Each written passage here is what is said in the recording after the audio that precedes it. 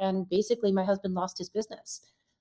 He'd never had a complaint. No one accused him of anything. He didn't do anything. He was a shy, hardworking guy who built a business with his hands on our home equity line of credit.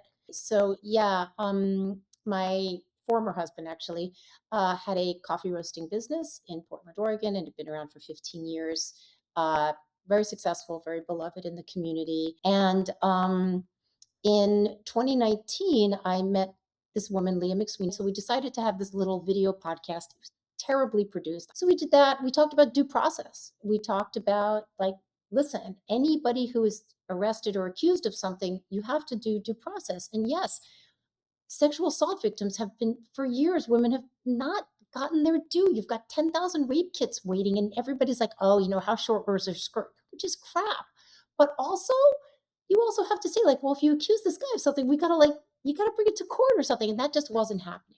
And then a former employee of my husband's who had left unhappily decided that my podcast was vile and dangerous to the employees of the company. But she brought this to the press in January of 2019 when Me Too was very, very, like, you don't do that.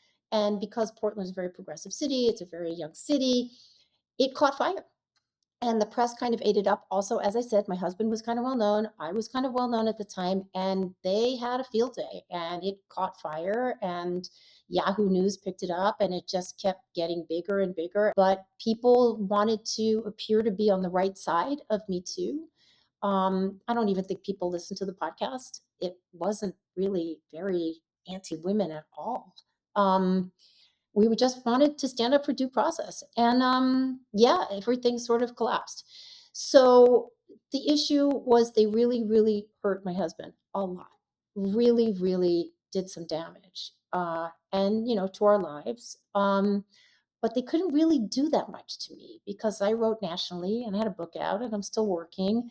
They could give me the stink eye in the bank, which they did. I lost friends. But I got to tell you, I stand by everything we said in that podcast.